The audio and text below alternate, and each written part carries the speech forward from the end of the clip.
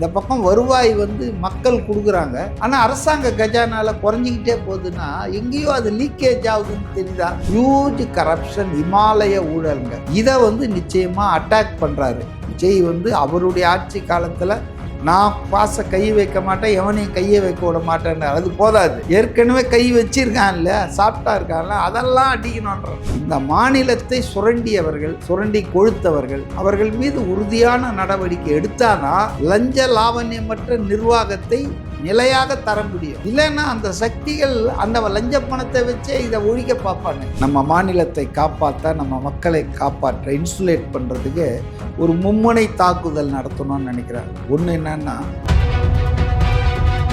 அத்தியாவசியம் இல்லாத பொருட்கள் இருக்குல்ல, பிராண்டி, விஸ்கி, சிகரெட்டு, இதெல்லாம் நிறைய டேக்ஸை போடுங்க. That should discourage. ரெண்டு விதமான இது உங்களுக்கு கிடைக்கும். அது டிஸ்கரேஜும் பண்ணும், அதே நேரத்தில் உங்களுக்கு வருவாயும் கிடைக்கும். ஆயிரக்கணக்கான கோடி ரூபாய் விளம்பரங்களுக்காக வாரி வழங்கப்பட்டது. அதனுடைய சைடு எஃபெக்ட்னா ஊடகங்கள்லாம் அடிமைகள் ஆயிடும். இப்போ ஒரு நியூஸ் பேப்பருக்கும் டெய்லி 2 விளம்பரம், 2 பக்கம். அவங்களுக்கு என்ன கசக்குதா? ஸ்டாலின் அரசுக்கு அல்லேலூயா பாடுறதுக்கு எல்லா தொலைக்காட்சி சேனல்கள், யூடியூபுக்கே 100 கோடி செலவு பண்ணிக்கிறாங்க தொடரட்டுக்கு. அதனால் பல ஆயிரக்கணக்கான கோடி ரூபாய் வேஸ்ட்ஃபுல் எக்ஸ்பெண்டிச்சருங்க. குஜராத் மாடல் அப்படின்னு சொல்லிட்டு அது டுபாகூர் மாடல், அது போகஸ் மாடல்.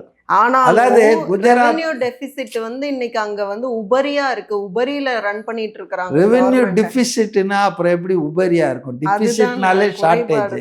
அதாவதுங்க, ஃபர்ஸ்ட் ஆஃப் ஆல் குஜராத் தாங்க இன்னைக்கு இந்தியாவை ஆள்கிறது. குஜராத்திஸ் தான் இந்தியாவின் பல மாநிலங்களில் கவர்னர்களாக இருக்காங்க, அதிகாரிகளாக இருக்காங்க. BMO is dumped with Gujarati people.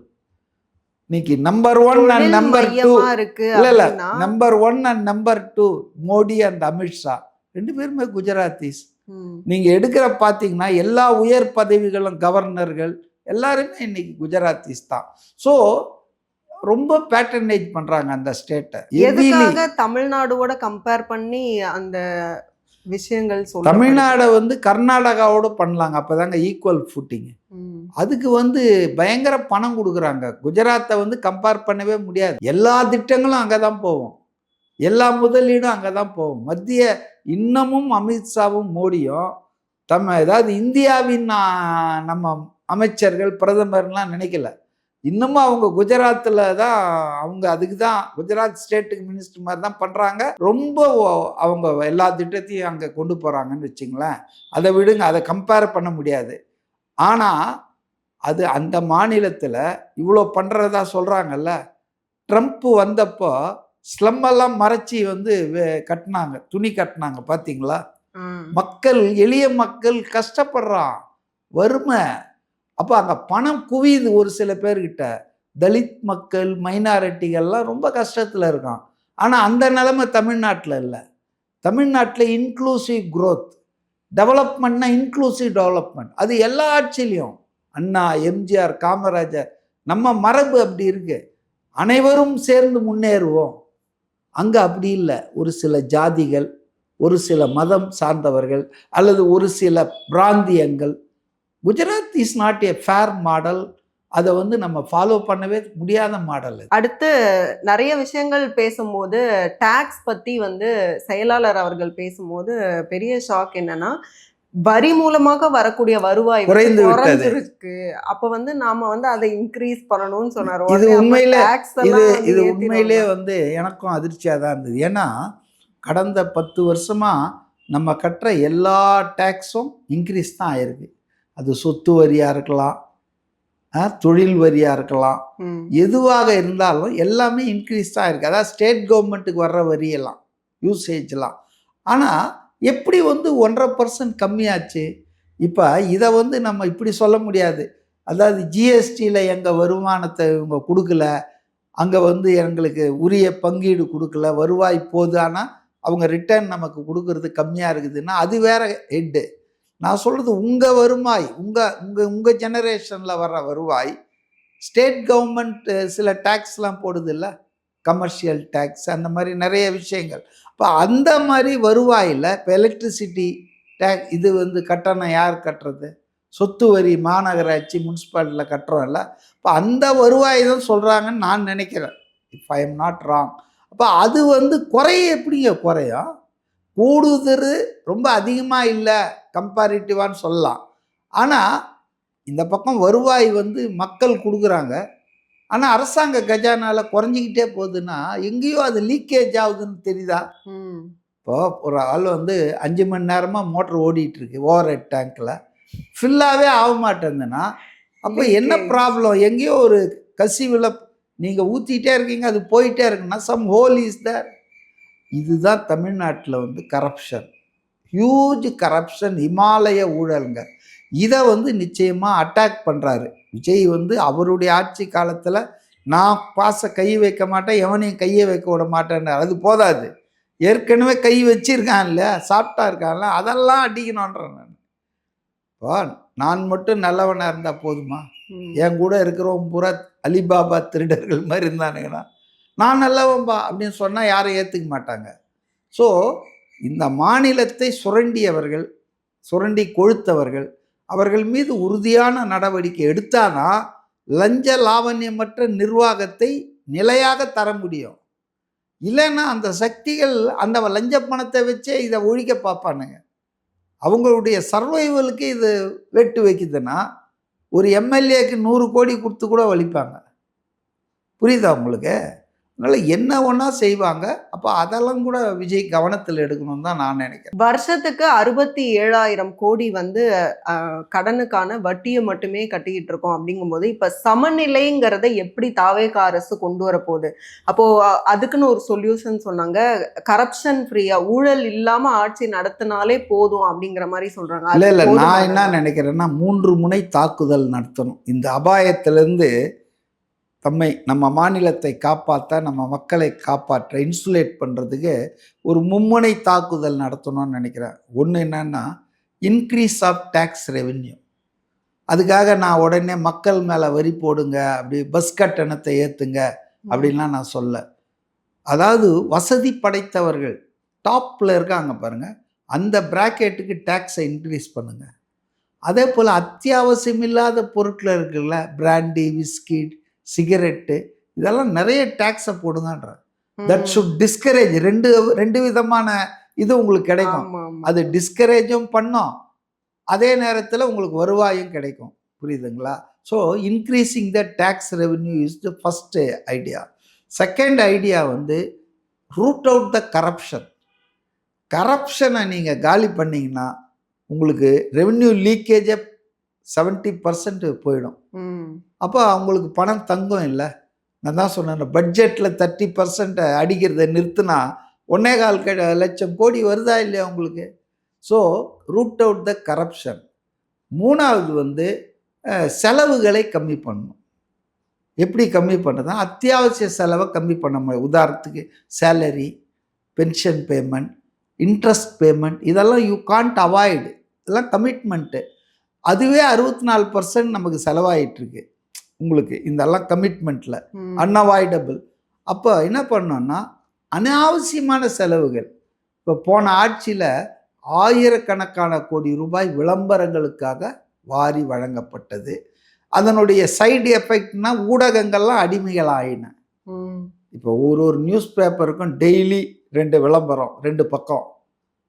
அவங்களுக்கு என்ன கசக்குதா ஸ்டாலின் அரசுக்கு அல்லேலூயா பாடுறதுக்கு? எல்லா தொலைக்காட்சி சேனல்கள், யூடியூபுக்கே 100 கோடி செலவு பண்ணிக்கிறாங்க தொடரட்டுத்துக்கு. அதனால் பல ஆயிரக்கணக்கான கோடி ரூபாய் வேஸ்ட்ஃபுல் எக்ஸ்பெண்டிச்சருங்க. இதை தவிர்க்கணும், வருவாயை பெருக்கணும், லஞ்ச லாவண்யத்தை முடிக்கணும், செலவுகளை கம்மி பண்ணால் மேபி நம்ம இதிலேருந்து, இந்த இக்கட்லேருந்து வெளியே வரலாம். அடுத்து சட்டமன்ற கூட்டத்தொடர் வந்து நடக்க போகுது.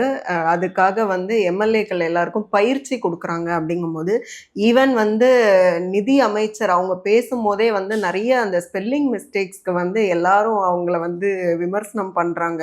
அதாவது அவர்களுக்கு அனுபவம் இல்லை என்பது எல்லாருக்கும் தெரிஞ்சது. புதியவர்கள், முற்றிலும் இந்த துறைக்கு, இந்த நிர்வாகத்துக்கு புதியவர்கள். அதனால தான் எம்எல்ஏக்கெல்லாம் பயிற்சி கொடுக்குறாங்க நாளைக்கு சட்டமன்றம் கூடுறதால.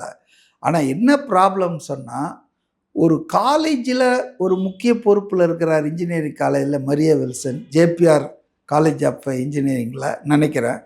அவருக்கு வந்து இவ்வளோ தடுமாற்றம் தேவையில்லை. தமிழ்லேயே ஆங்கிலத்திலும் கூட அவர் வந்து ரொம்ப சரியாக சோபிக்கலை. அவருக்கு வந்து இதில் ப்ராப்ளம் இருக்குதுன்னா, அவர் கூலாக ஒரு 2-3 வரி இன்ட்ரோடக்ஷன் பண்ணிவிட்டு, இப்போ now the finance secretary will take over அப்படின்னு சொல்லிட்டு எஸ்கேப் ஆகிருக்கலாம். பப்ளிக் ஸ்பெக்டக்கல் ஆகிடுச்சு. தடுமாறுறது, தப்பாக பேசுகிறதெல்லாம்.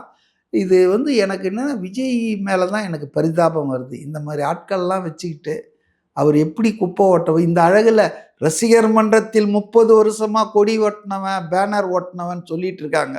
இன்னமும் புசி ஆனந்து. நீங்கள் கட்சி நடத்துவது வேற, மன்றம் நடத்துவது வேற, ஆட்சி நிர்வாகம் நடத்துவது வேற. இதெல்லாம் வேற வேற. நீங்கள் புரிஞ்சிக்கால வரைக்கும் ரொம்ப சிக்கல் உங்களுக்கு. இப்போ நான் வந்து இதை ரைஸ் பண்ணல, நீங்கள் தான் ரைஸ் பண்ணீங்க. நான் அதை கிளாஸ் ஓவர் பண்ணிட்டு போகலான்னு தான் நினச்சேன். ஆனால் எல்லாரும் கேட்குறாங்க, ஒரு மிஸ்டேக் அப்படிங்கும்போது அதையும் சரி செய்தால் நல்லா இருக்கும்னு தானே சொல்றேன். சரி செய்தால்னா சட்டியில் இருந்தால் தானே அங்கே அகப்பையில் வரும். சட்டியில் ஏதாவது கொஞ்சம் இருக்கணும்ல.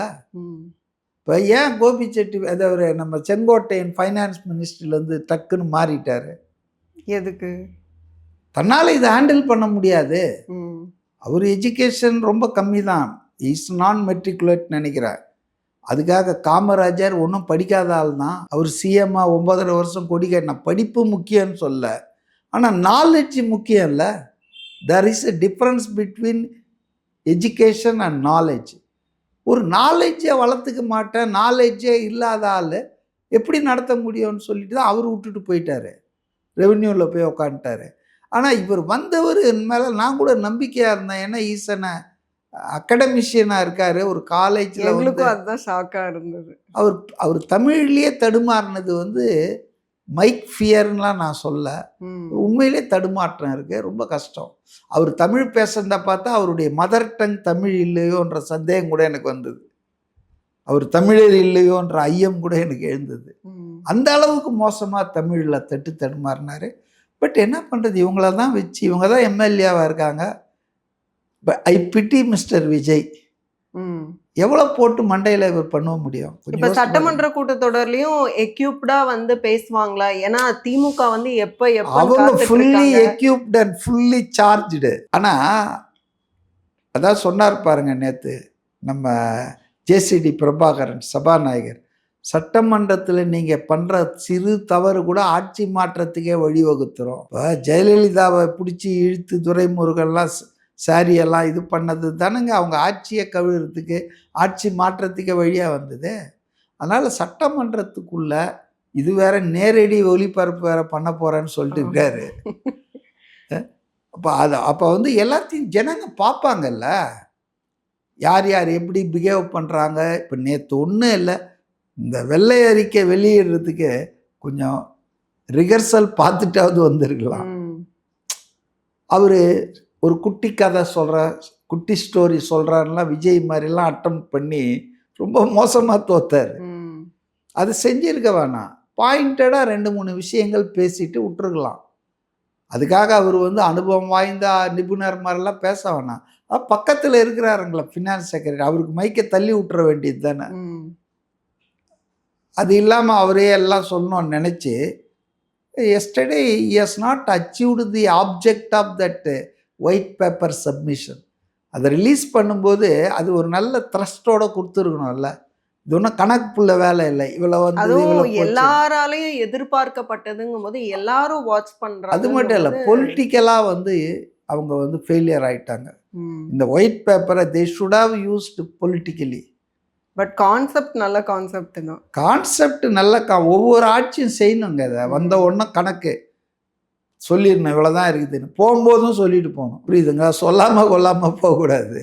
அதனால் வந்துங்க இது நல்ல அட்டம்ப்ட்டு தான், நல்ல விஷயந்தான். பட் இன்னும் கொஞ்சம் ஹேண்டில் பண்ணியிருக்கலாம். மிக்க நன்றி. உங்களுடைய நேரத்துக்கும் கருத்துக்களுக்கும். மீண்டும் இன்னொரு சந்தர்ப்பத்தில் பேசலாம். நன்றி. தேங்க்யூ.